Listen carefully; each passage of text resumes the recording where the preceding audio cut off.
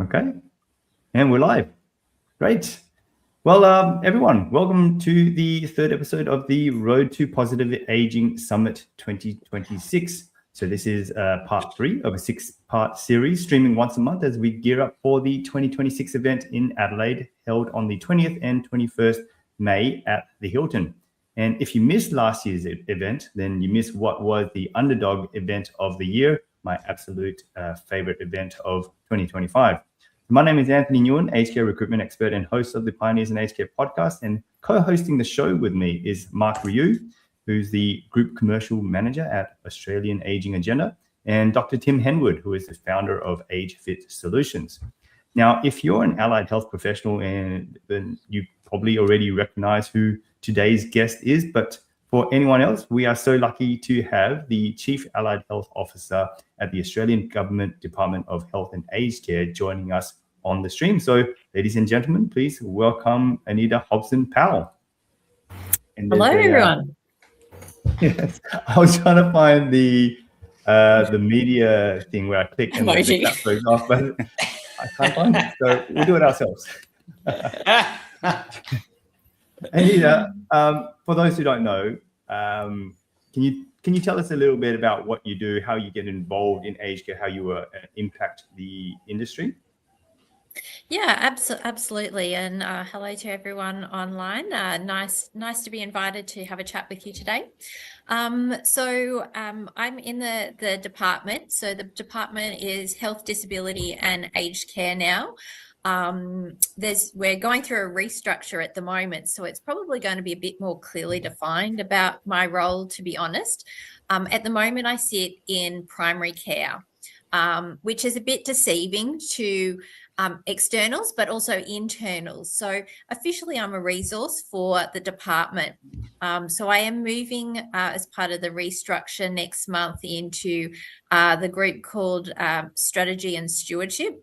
And that is a division or a group within the department that has this cross-cutting responsibility. So we help across the department in relation to health, disability and aged care. We become a resource for them. If they've got technical questions, if they need a heads up on the important stakeholders they need to be engaging with. But to be honest, a lot of what I've been working on is trying to foster those relationships and making sure they do come and get advice before they make decisions or put communiques out. It hasn't always worked, to be honest. And so I guess that's the point of the restructure, is to really highlight the expectations internally that they are to use us as resources. We are there as advisors to help them make decisions and also to help with sometimes that translation into practice. So sometimes, it sounds great, the policy, but what's it going to look like on the ground? And so we try and give them advice on actually how it can be implemented as well.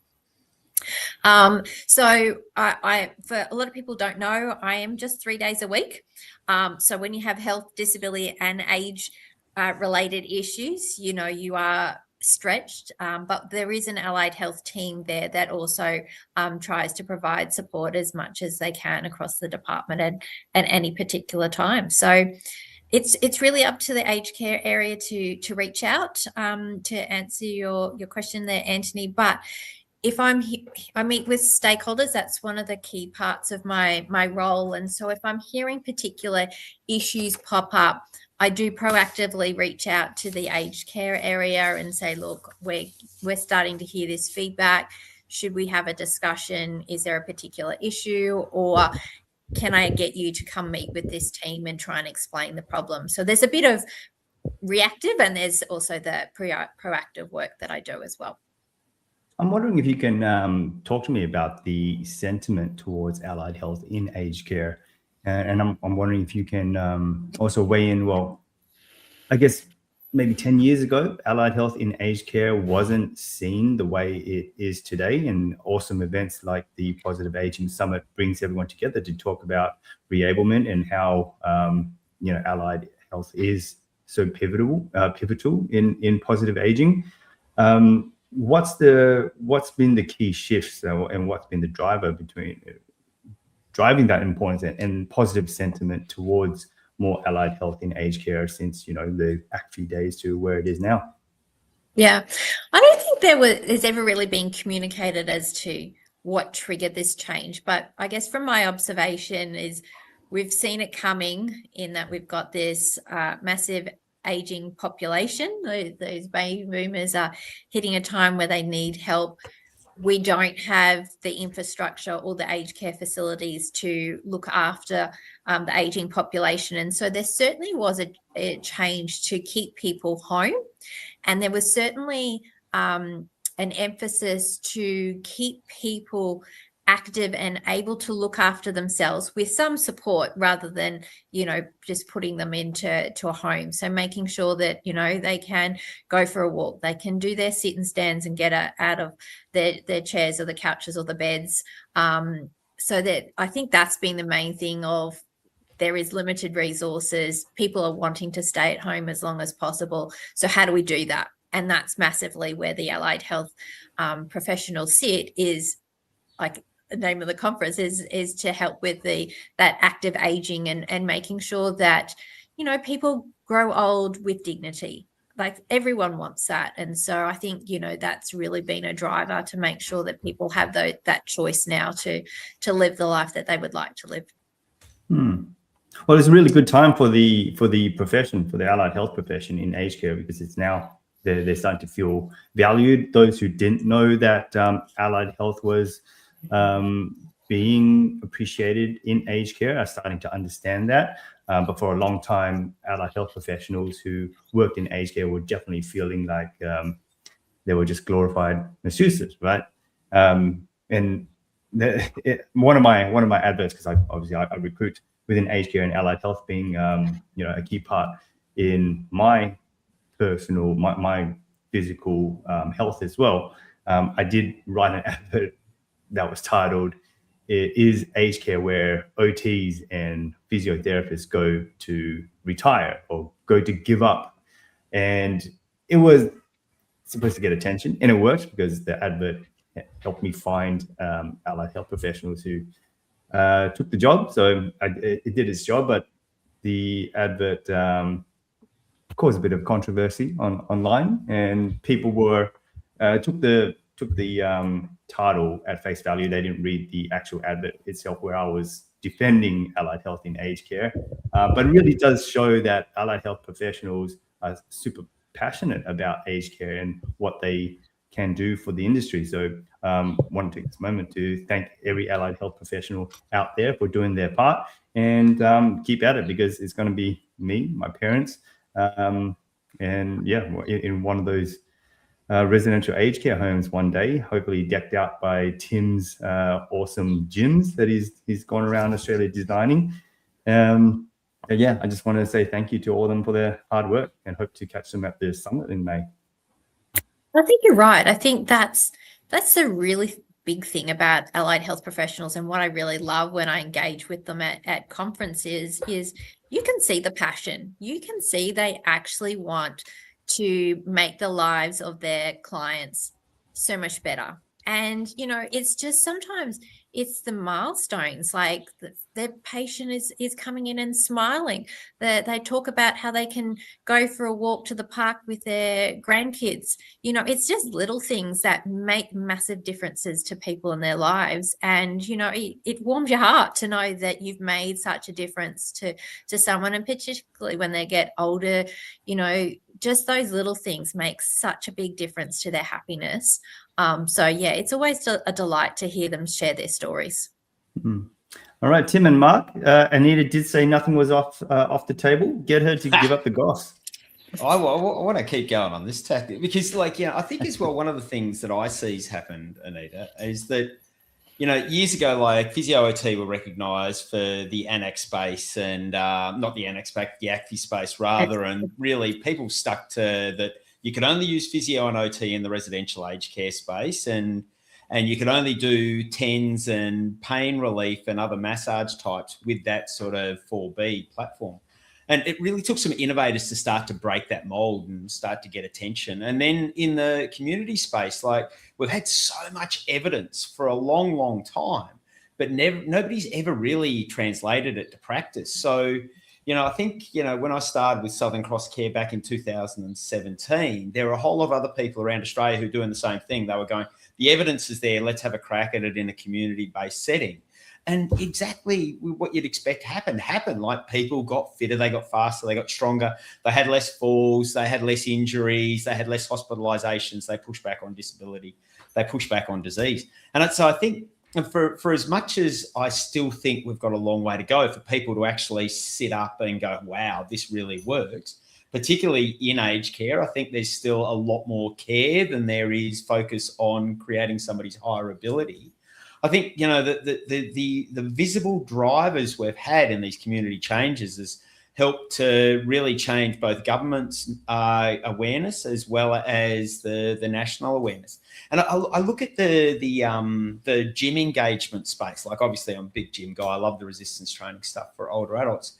And even though we're seeing incremental changes over the past decade, we've gone from something like 7% of all older Australians accessing gym on a regular basis to now about 8.2. And it's not a big change, but that's after 40 years of, sitting at 7% or lower. So, I think there is this growing awareness. And, you mentioned the baby boomers before. These are the guys who are arriving with their iPhones going, why can't I get off the toilet? And their iPhone or Siri saying back to them, it's because your leg strength isn't good enough. You need to go to the gym.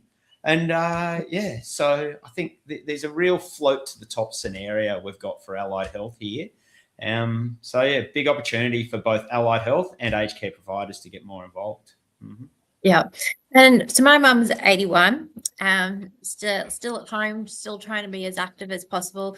She goes to the gym. She sees an EP as well. But just, she would come home and say, oh, I can, do on the squats this many kilos now. And you could see the delight of, oh, wow, I can still do this. And the sense of community that they now have, that, a group turns up, more people are coming along. It was such, and particularly for the females, of that generation, doing exercise was not in theirs, or if it was, the dainty type of exercise. Don't put them near weights. Whereas now, I was going to say, I think she's a bit of a gym junkie in some regards. Like, I think they're really like the sense of achievement, for an 81-year-old to say, look, this is what I can now do on the squat machine or the lat pull down, something that they never thought that this was possible for an older female to be doing.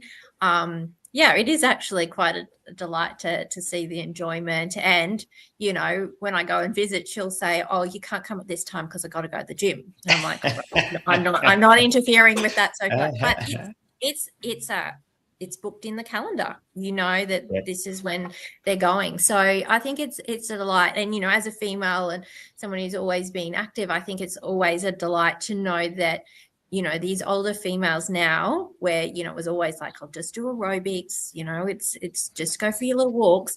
Now it's like, no, you can get in there and pump your iron and it's allowed and you're going to get great benefits from it. So it's nice to see that stuff happening. And I'm with you, like it's some of these things, evidence has been there for years and it's like, oh my God, what do we have to do? So if you get them doing strength training, you're going to reduce the falls, reduce going into hospitals, and so finally it's starting to actually see a little bit of traction. So I'm actually excited for the next 10 years to see actually, like I think we still need a fair bit of time to actually see some systematic changes and the research evidence to back what's happening as well. Yeah. Look, you touch on some really good points. Like, it is a bit of point of an ageism. Like there is a lot of older adults out there who are going to exercise programs and they're doing them seated. They're doing them at low intensities. I've been into gyms that don't actually add any weight to the resistance that they're using. If you're going to go to the gym, you should be going to the gym like you're a younger adult, like, safety and modifications and conditioning and all that, of course. But there's no reason you shouldn't be pushing weights. And one of the other things I want to touch on there is the intergenerational thing has always been fantastic as well. Like one of the facilities I've worked in, we put in actual, power rigs. So they're just like squat cages. And we put them in because, and I think I might have told this story on this podcast before, but we put them in because there was a lot of these guys coming to us and they were going, so what are these deadlifts that my grandson keeps talking about? What are these squats that my grandson keeps talking about? So all of a sudden we've got 80-year-olds having deadlift competitions and doing chin-ups off these things and stuff like that, just because they wanted to show their grandkids they've still got it.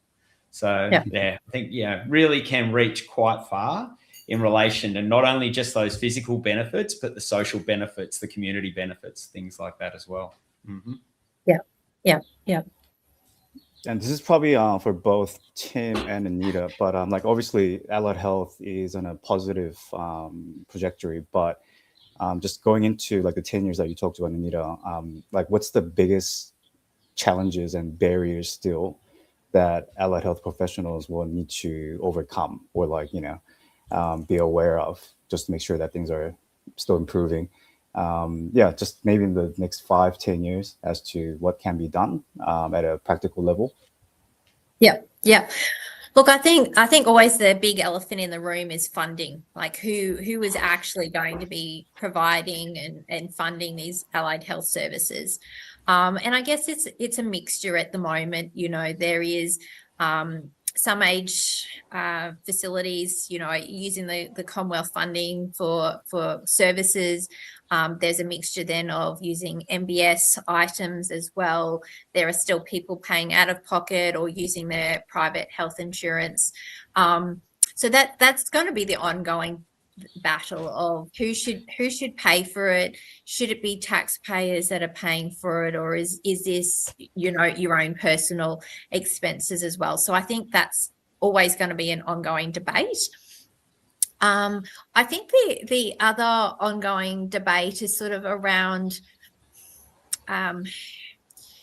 defining what is acceptable for, I guess, that's functional capacity to probably not explain this well, but the functional capacity that should be spent on a person's ability to have this healthy living. Like, is it okay that someone can only do 5 sit to stands and that's okay?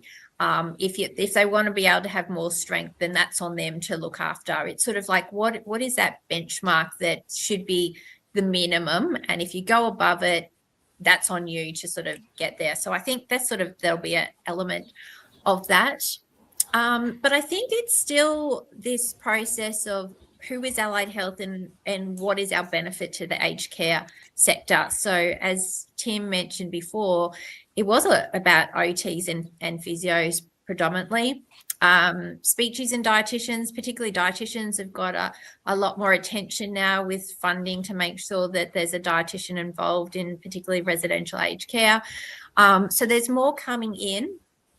I'm really excited to see what happens once the allied health needs assessment tool goes live. So it's at the end of its pilot. They're just fine tuning that. I think it's about April that it's due, but probably don't quote me on that one.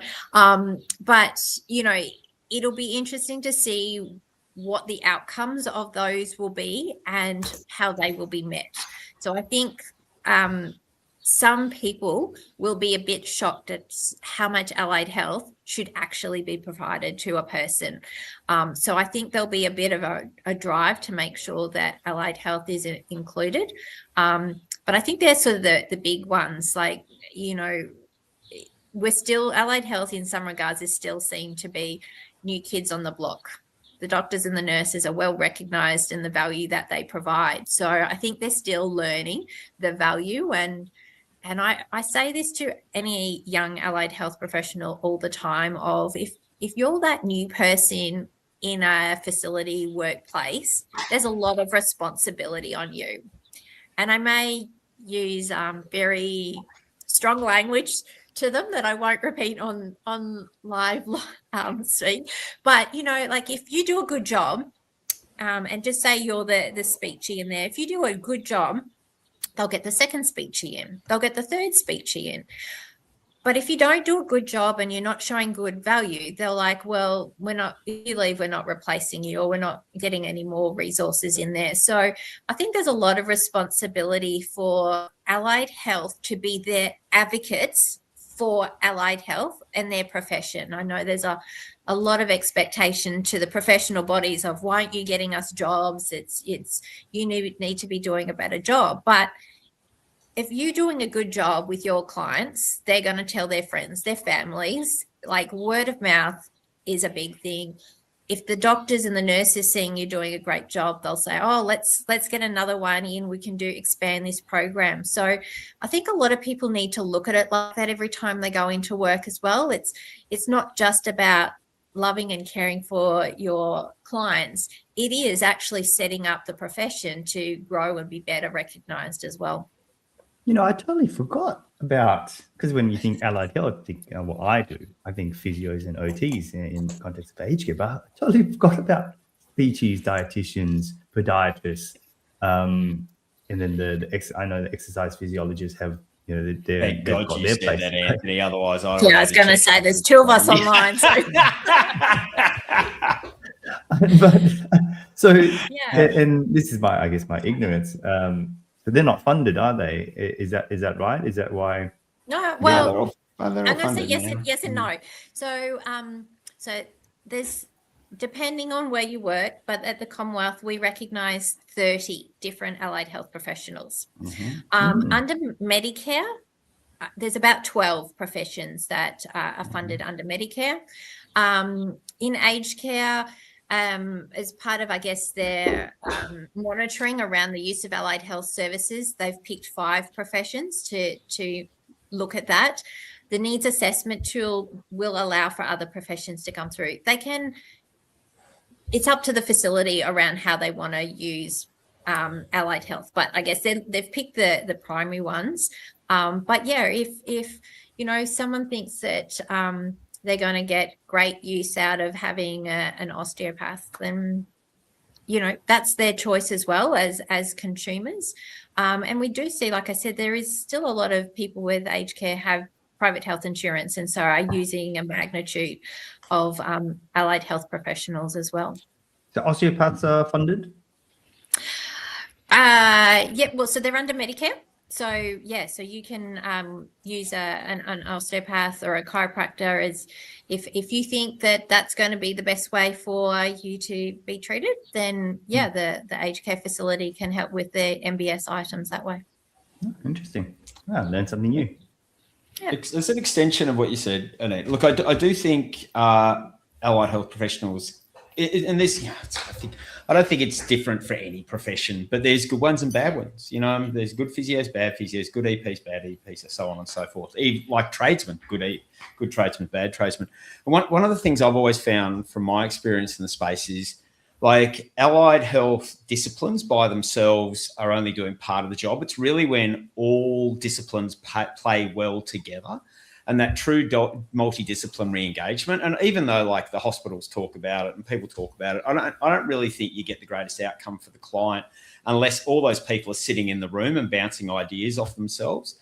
And so when in a previous role, we had nurses and we had physios and OTs and podiatrists and exercise physiologists and exercise scientists and so on and so forth, about 9 different disciplines. And the trajectory for the client was quite phenomenal. If one of those allied health disciplines had been doing that job by themselves, the process would have been slower and it wouldn't have been, but as a multidisciplinary team, a proactive multidisciplinary team, grabbing hold and believing in the evidence, like, the client's trajectory was really accelerated. So I think, allied health professionals out there who can get engaged in multidisciplinary engagement, cross-discipline referrals, and really utilising those referrals to address all the client needs, I think we will see greater outcomes for clients in that space as well. Mm-hmm. Yeah, and I guess that is one of the priorities for government at the moment, is to help improve multidisciplinary teams. And so you can have, like you mentioned, a facility that has multiple professionals there, but they're not working as a team. They're still working as silos. So it's how do you get them connected? But there's also, really importantly in allied health, is, how do you have those virtual teams as well? So, you may be a contractor that comes in. How do you keep that communication going? And it needs to be virtually.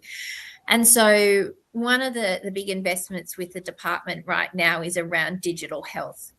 And so it is going to be a major game player in our space. We're still probably about 3 years off from really seeing it get started, but there's a lot of back-end investment that needs to happen in this space. But, I've seen a mock-up model of walking a patient through of how all the systems are going to talk, and it's actually really exciting, just even as a consumer myself, to know that the doctor knows, get stuff off to pathology or testing you have to get done, going to see specialists. It's all talking, and particularly in aged care, one of the biggest problems we have is you will have an older person turn up. They can't tell you what medications they're on. They'll give you a little bit of what they're on, or they'll say, oh, it's a little round pill and I take that twice a week. And, where this is going to be fully accessible to allied health professionals, they can log on to someone's record and see their medications list. Things like that is going to be a game changer. Or, if you've got a diabetic patient, and particularly in our space where we see changes to the blood glucose, you can send a quick message back to the GP and say, look, I would recommend getting bloods done. I think the dosage may need to change. It's going to allow that multidisciplinary discussions to happen and be able to share back to the full teams about what the plan is happening as well. But the patient will be in control, so they can decide who's part of the team. And I think there's a lot of nervousness of everyone's going to have access. But, as a person, you can say, yes, I'm happy for these 5 professionals to have access so I can get the best care that I want. So, that's what's coming, which I think will be really excited to getting better outcomes as well. Yeah, look, I agree. So, and we always struggle, large allied health teams, like referral back to notes when people wrote War and Peace and things like that. I think if people can get the information they need in summarized, and I assume this is the sort of thing, this intuitive AI delivered sort of note of contraindications or, warning signs or, frozen shoulder 25 years ago, beware if you're doing a shoulder press exercise, is really going to drive better prescription, better outcomes, and avoid injuries for clients. Yeah. So I'm not in the digital space, but I know they've got these smart forms happening in the background, which will then pull all this different information into this summary document, as you said. So they're not having to scroll through everything. They can get a great snapshot of what's going on. Yeah. Awesome little question here. And sorry, Anita, because it cuts off half your screen, and you too, Mark. Question from Naomi Moylan.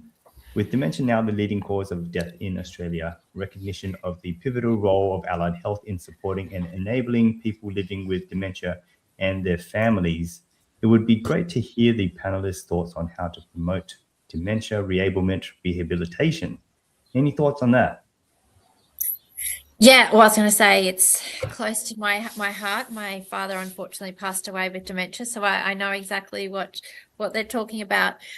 Look, so that's part of the new funding around restorative care. Dementia is absolutely one of the conditions that can have that initial intervention to support people. And I know through Dementia Australia, they're starting to develop some resources, particularly around allied health professionals. So they've done OTs and speech pathology to start with, to sort of give awareness to people with dementia, or more importantly, their carers, around the importance of engaging with allied health professionals, because a lot of people want to keep them at home as long as possible. So, how do they set up their homes to make sure that it's suitable, and what's the sort of the best way to communicate and deal with things when people have dementia. So it is certainly one of the priority areas, and investment is happening in that space. And like I said, I'm very passionate about this area, so hopefully there's more support and there's more recognition of the importance of allied health professionals actually playing a role in helping people slow the progression, but also be able to live with the condition as well. Yeah, and I agree completely. And we talked about it a bit last episode with Marie Alford. But I've seen some really positive outcomes for people with dementia. Not so much changing the trajectory of the disease, but reducing the pain that they're experiencing, improving the mobility that they have, giving them better sleep hygiene, allowing them to reduce blood pressure medications and fluctuations, less agitation, less sundowners, you name it. Like with solid exercise and multidisciplinary allied health care, people with dementia, I stand by, can live in the community for longer and have better, higher qualities of life. And equally importantly, the people who are caring for them the most can have more meaningful relationships with them without experiencing those high levels of caregiver burden.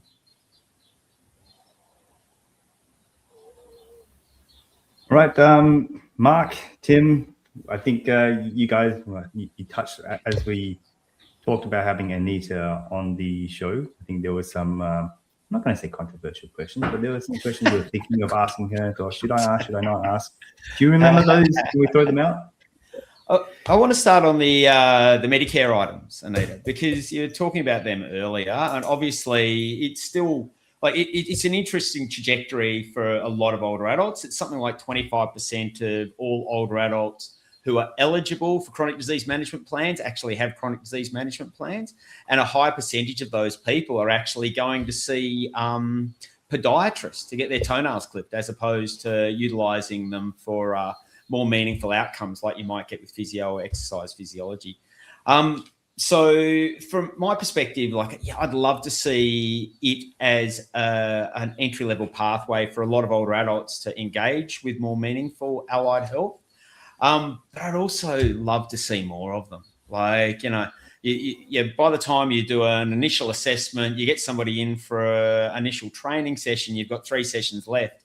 And we know that even that you can get positives out of those 5 sessions, they're not going to last forever unless you actually can forward somebody on to some sort of level of ongoing care, which is okay if the client has maybe private health insurance or CHSP, but it's not great if they've got nothing else to go to. So, I'd love to hear what's happening in that space, and particularly for those allied health outcomes. Mm-hmm. Yeah, so it's a big project at the moment, is to review the allied health MBS items. So we are about 12 months into that review. So we have an expert panel that is involved. We hopefully, I want to say it's in the next couple of weeks. So I think it's late February. It'll be the first of our consultations. So I'll just backtrack a bit there so people understand what the review is about. So first part of it is the individual item numbers. So as mentioned, limited numbers. So there's 5 at the moment. We have a floor of 20 minutes for the session. And so all the evidence and feedback into the department over the years has been, one, yes, 5 sessions is not enough, particularly if you're doing true multidisciplinary chronic conditions management. And the second of all, no allied health professional really works in 20 minutes. There's a couple that will do it, particularly like what you mentioned, podiatry. If they had to fix toenails, you can get that done in 20 minutes. But for most professionals, 30 minutes minimum. And particularly if you're doing an initial assessment, it's 45 minutes to an hour. So we're having a look at, one, how many sessions is ideal. So looking at the evidence, both published papers, but also any grey literature that's around. The next part is we're looking at how long should sessions be. And we're also looking at whether there should be a longer initial assessment to allow for those professions that do take a longer time for that initial intervention. And then is looking at, as a D, sort of growing from that, is the professions who are in that list the right professions? So should there be others added to, like I said, I think there's about 12 in there at the moment. So that's part one. The second part is around the group interventions. So at the moment, it's just for those with type 2 diabetes. It's just available for 3 professions: exercise physiologists, dietitians, and diabetes educators. 8 sessions.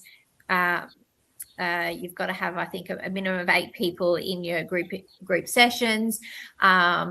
There is an initial item number as well to determine your suitability to go into group interventions.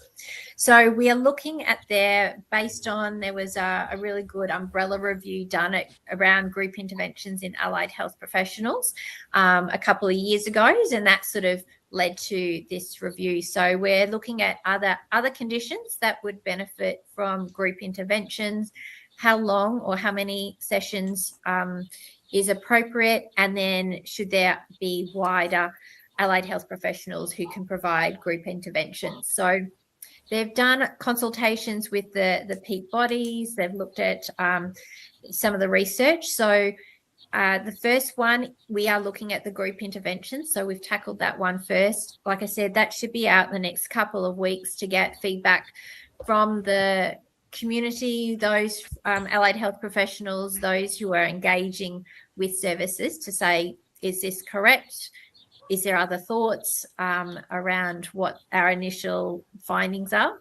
And then hopefully by about April, May, we will then go out around the individual timelines. It's been pushed back because there was so much research that the consultants had to look at. So, don't hold me exactly to the timelines, but, in the next couple of weeks to months, there will be 2 lots of consultations, which I would encourage everyone to get involved in.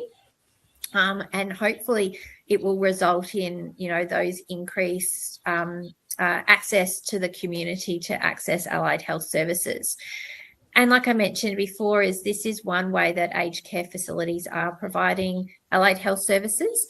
And so, we want to make sure that we think about the accessibility, the ability to utilise these services for people no matter where they are living. They have the opportunity to access these services as well.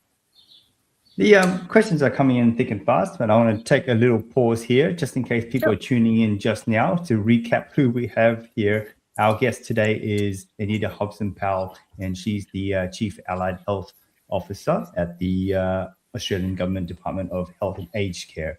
And with our co-host being Dr. Tim Henwood. If you need to deck out a gym within your residential aged care facility, just give me your business a plug there. Age Fit Solutions is type that into Google, get in touch with Tim.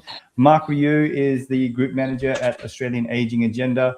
Mark, I'm going to give you the floor just a bit, so you can tell people about the purpose of this show and what they can expect from the 2026 event.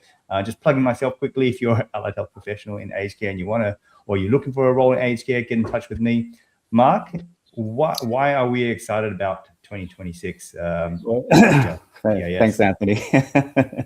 Very good question that came out of nowhere. But then, so the aim of the series of webcasts is to obviously promote Positive Aging Summit, which in turn is designed to promote the importance of allied health and just recognizing all the allied health professionals and some of the areas that they cover that we don't really talk about at other conferences. And so I work closely with Dr. Tim Henwood, to me, who's just Tim.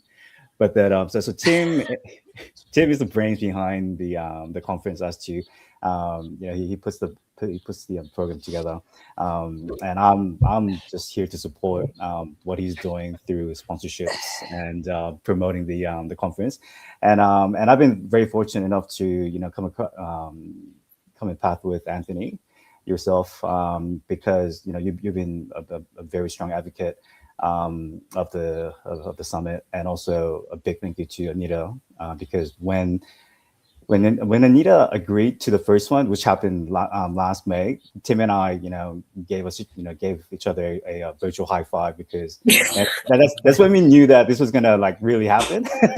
Yeah, validated the event, right? Yeah, so it was just so we're like, okay, maybe we are on something really good, and then And thankfully and luckily, the last year's events went really well, and we're in a good spot to do another one, which is happening in Adelaide again over 20th and 21st of May. And yeah, this webcast is to just bring together the people that were involved last year and the ones who are involved this year, and yeah, just to promote positive aging, not just Summit, but then just the overall thoughts behind it, and like the ideas that people have that we don't really talk about. So yeah, that's this is a perfect platform to do it.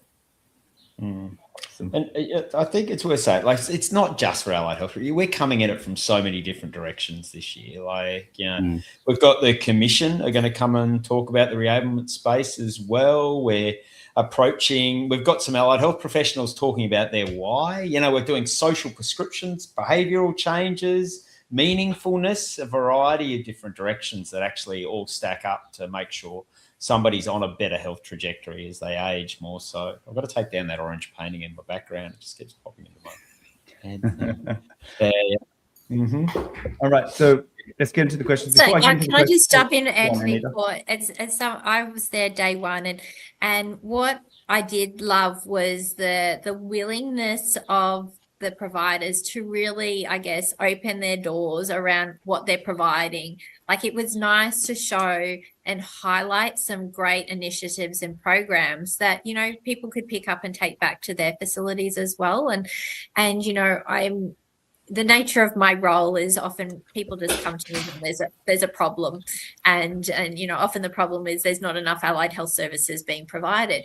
But to see the innovations, the pictures that people put up of the happiness of people engaging in these allied health services, that's what I think the big take home is. Like, I love conferences where you could pick up information and knowledge and go, right, I'm going to take this back to my workplace and try and implement it, or have a conversation with my boss about doing something. It was really delightful with, everyone. I guess in some regards, a lot of them, they're competitors, they're businesses, but they were willing to share what they're doing and hoping that others would take up these sort of opportunities as well. So it was lovely to sit in the audience.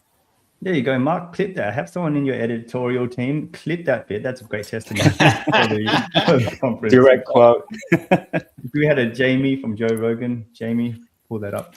Okay, let's get to these questions, but I'm going to fiddle around with the layout just so it doesn't cut you guys out. So, hey, before you get started, can I ask you, Anita, one more question? So, what did you... I thought he trapped us all. So, Anita, one of the things that I'm really passionate about is providers being held accountable. So, I've always believed in evidence-based practice, high-quality services, trying to maximise client services to get people on a great trajectory. The government's about to start investing 170, 180, 190 in a supported home allied health hour. Is there any plan, or do you think we'll ever see a benchmark where people need to show that after a certain period of time engaged in allied health, that a client has achieved a certain outcome? Or do you think we'll keep going the way we are today, where, you deliver the service and then you just tick a box and you get paid for it at the end of the week? Question. I would say very insightful and one that I actually don't know the answer to. But I'm going to say, in some regards, probably yes. I don't know if it'll be a stick approach, but there's certainly... if we look at disability and the direction that NDIS is having at the moment around, functional capacity of people being able to live, and if they're not seeing that that's maintained, then, we're not getting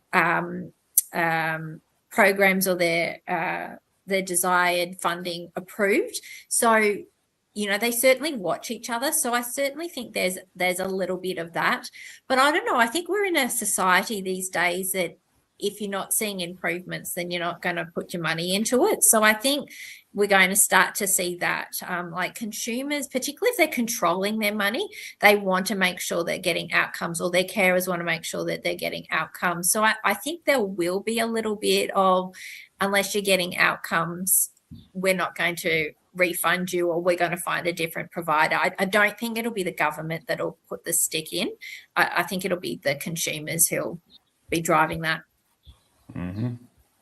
Okay. All right. Let me see if I can get this question up without anyone getting cut out of these. There you go. Okay. So we've got a question from Glenn Williams. How do you see social workers being effectively integrated into aged care services to strengthen support for older people and their broader networks, including families, carers, and informal supports across the continuum of care?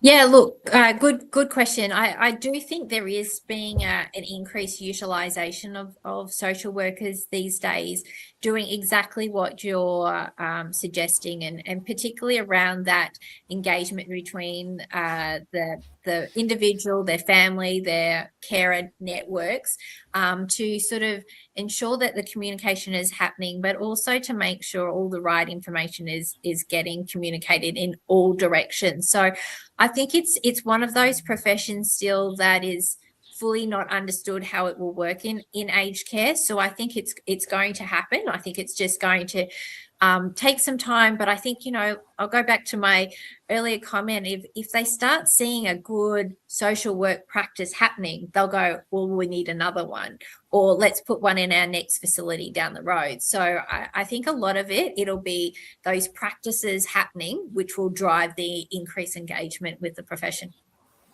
Yeah, I'll add to that in that I've always loved having a social worker in the multidisciplinary teams. I think they just add that the added caveat to the siloed, they've got a sore lower back issue, so then they can bring other stuff in that can really add to that care plan for the client as well. So I think they can play quite an important role in multidisciplinary planning. Thanks for your question, Glenn. I'm closer to Tasmania now, so keen to catch up with you soon when I can fly out there. Okay, next question is from Julie Hogarth Williams. Her question is, I'd be interested to know the support around psychosocial reablement and what funding is being allocated to combat the epidemic of social isolation and loneliness. Yeah, good question.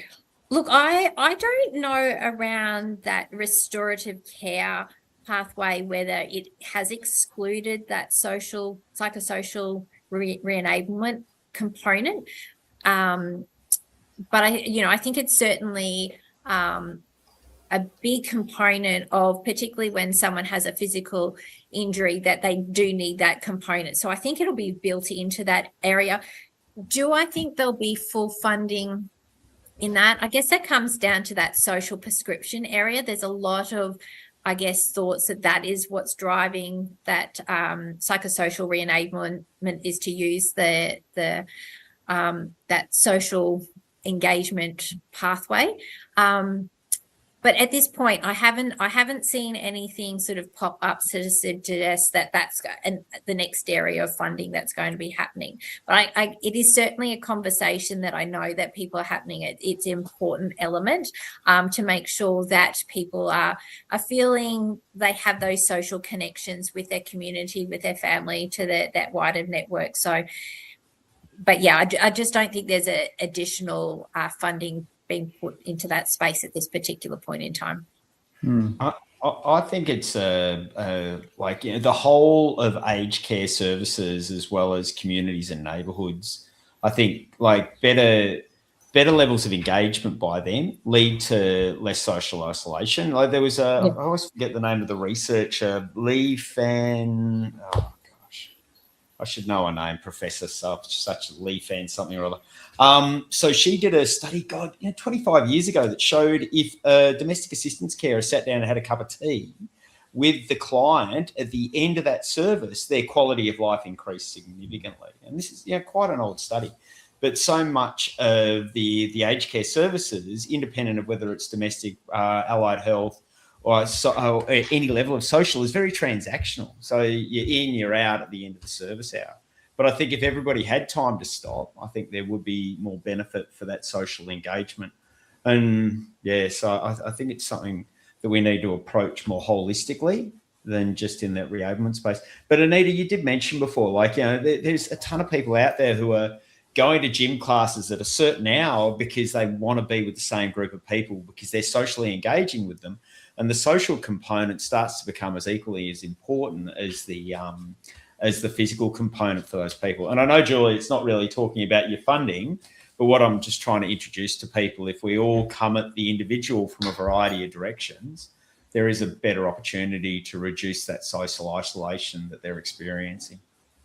Yeah, and I do remember when it was actually run by the Sports Commission, they had the active aging grants, and a component of those, it wasn't just about physical, that you had to put on some kind of social element at the end of their physical activity. And so, you know, people were just putting on a slight morning tea, cup of tea and some biscuits for an extra half an hour, just like you were suggesting, Tim, of, you know, they just want to have those little chats to know they've got some connection. So, you know, we're in a challenging financial environment at the moment around the country, and elements and also in government. You know, there's not a lot of extra spare cashes, and so it would be nice, as Tim was suggesting, of, you know, is there an element, you know, where you get to, and it may be not every session, but once a month you get to have an extra 10 minutes at that client and sit down and have a cup of coffee with them,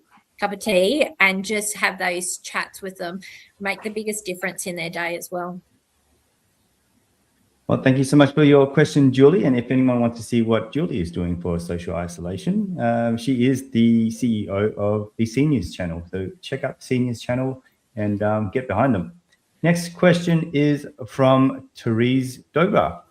And her question is, I'd love to understand if we have a timeline on exercise physiology being included as a GST-free service, given the increasing costs for providers and practices. Oh. I'm not. I was going to say, it's a hard question to answer because, you know, it's take one hat off, put an old hat on. It's I guess it sits with Treasury, so it actually doesn't sit in my department at all. So I actually can't tell you an update on where it's at. Obviously, you know, from a policy point of view, you know, it's trying to understand exercise physiology is not the only allied health professional that's subject to GST. So it is, from a government perspective, we would be asking, well, is it other professions that need to also be included in that space as well? It's tricky. It's GST sits, like I said, in Treasury, but also all the state treasurers need to have a vote of confidence to remove GST. So I guess I would say go back to ESSA and see where the status is. I have not heard, so I'm not really sure if there is any timelines in place. You want to weigh on this, Tim? What are your thoughts on EPs not being and EPs and GSTs? It's unfair. It's unfair. You know, we're providing an equal service to many GST-free allied health services, and we should be GST-free. But I understand, as Anita said, it's not that simple. It's definitely more complicated, and as Anita said, like, ESSA needs to be the advocate in that space. That's as much as I think it's unfair, as much as Teresa obviously thinks it's unfair, and most EPs out there, it's ESSA's job to get out there and advocate and get together with all the other allied health professionals that are still paying GST, and just keep jumping up and down until something gets done about it. Thanks, Therese. Well, look, we're getting up to the end of the show. Any final questions for Anita or thoughts from Anita? Just one thing, we missed one question. Oh, did we? Above Glenn's from Leah. That's a good one as well. Good catch. How come you're seeing it? I'm not seeing it. I was going to say, I don't know where to look. All right, from Leah Marison. Her question is, I am very interested in supporting the mental health / emotional and psychological support for aged care, as I feel there is a gap in this space. do you feel there could be more well-being supports offered that complement the practical supports? Great question. Yeah, absolutely. And I know there has been certainly discussions around the importance of psychology in that space. And I guess it leads back to that last question around that emotional, psychosocial kind of well-being and support. So it is one of the areas that they are tracking to see how services are being provided. And I think it is it comes back to where we were at the start of this conversation today, is a lot of providers just thought it was OT and physios working in the aged care space. And so, I think there is slowly that inward road to a lot of other professions being in there, and they're starting to see the benefits in their clients. And I think some of the rating systems that are starting to come through, and I guess the clients talking about their needs and what they want in there as well. There is certainly in the Allied Health Needs Assessment tool, there is a section around psychosocial needs, emotional needs, mental health support needs. So that has been called out in there. So I think we'll start to see some increased services being provided. It'll be interesting to see how they're provided. And so, is it that the allied health assistants can be providing activities in there? Is it they have to bring in a psychologist or a counsellor? Are they going to use the better access item numbers? It'll be interesting to see how they translate what comes out as needs and how the services are actually delivered. And that's what we'll be looking at the department once the needs assessment tool goes live, is to see what the needs consistently are, and then how the providers are actually using or providing allied health services. So I think, over the next 12 months, we'll start to get a better understanding, and we'll start to be learning. And hopefully, if this conference continues, we've got people coming up and talking about the links between those needs assessment tools, and then talking about the services they're actually delivering. So we might not see it at this one, but I'm just plugging the 27 conference of, we might start to see how this conference starts to learn from, I guess, those particular tools that are starting to come into play. And no pressure, guys.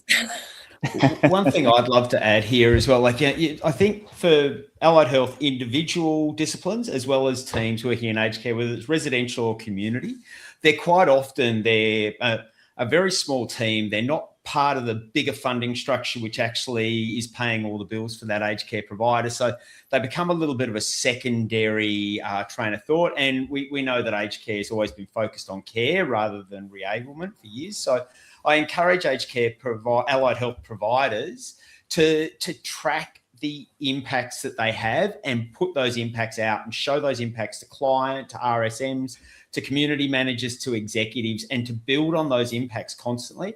So it's, so what did Gandhi say? Be the change that you want to see. So if you want to see your service embedded, demonstrate its value and demonstrate it and reinforce it and demonstrate it and reinforce it and demonstrate it and reinforce it. And that's a true way to make localized impact and localized change, and have the executives sit up and take notice of what you're doing.